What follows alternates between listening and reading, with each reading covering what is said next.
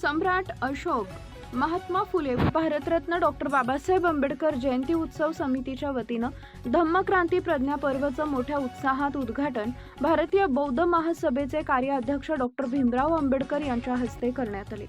सर्वप्रथम सम्राट अशोक भगवान गौतम बुद्ध महात्मा फुले छत्रपती शाहू महाराज यांच्या प्रतिमेला पुष्पहार अर्पण करून संघमित्रा महिला मंडळ व सुजाता महिला मंडळ यांच्या वतीनं त्रिशरण पंचशील घेण्यात आले। डॉक्टर भीमराव यशवंत आंबेडकर यांचे पुष्पावंती नगरीमध्ये विश्रामगृह ते डॉक्टर बाबासाहेब आंबेडकर पुतळा स्मारकापर्यंत मोठ्या धम्मरथामध्ये वाजत गाजत रॅलीनं स्वागत करण्यात आले।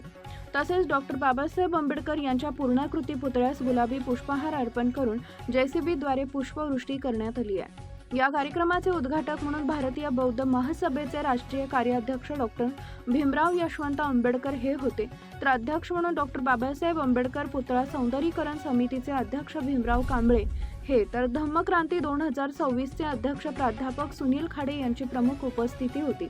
2026 या वर्षात जयंतीमध्ये पुसदमध्ये मी पहिल्यांदाच आलो आहे। या नगरीमध्ये धम्मक्रांती प्रज्ञापर्व आयोजन समितीच्या वतीनं मला पुसदला येण्याचा सन्मान मिळाला असल्याचं त्यांनी धम्मक्रांती प्रज्ञापर्व 2026 सोहळ्याच्या उद्घाटनीय भाषणातून बोलताना डॉक्टर भीमराव यशवंत आंबेडकर बोलताना संबोधित केले।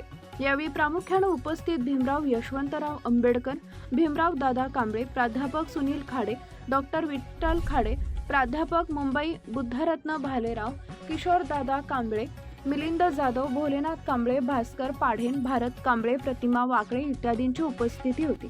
या कार्यक्रमाचे प्रास्ताविक धम्मक्रांती प्रज्ञापर्व समिती 2026 अध्यक्ष डॉक्टर प्राध्यापक सुनील खाडे यांनी केले, तर कार्यक्रमाचे सूत्रसंचालन ल.पु. कांबळे व आभार राजेश ढोले यांनी केले। की जे बाबासाहेबांनी आखून दिलेला आहे,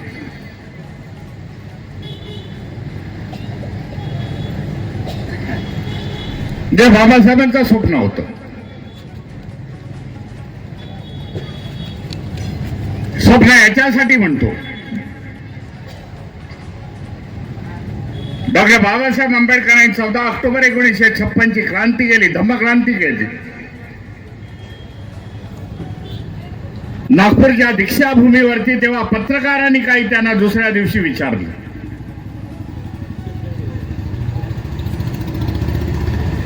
की बाबासाहेब आता पुढचा प्लॅन काय आहे आपला?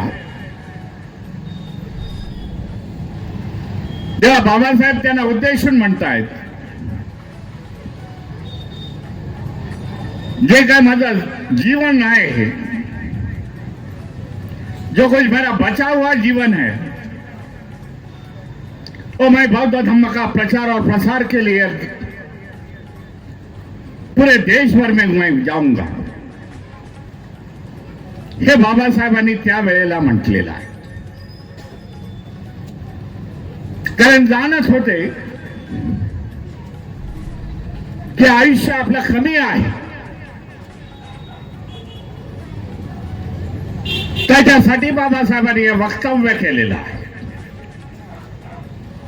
भारतीय बौद्ध महासभेची जर घटना बघितली, त्याला बाबासाहेबांनी बुद्धिस्ट सोसायटी ऑफ इंडिया, आपण original now Buddhist society of India आहे, परंतु महाराष्ट्रामध्ये मी भारतीय बौद्ध महासभा ही चालवतो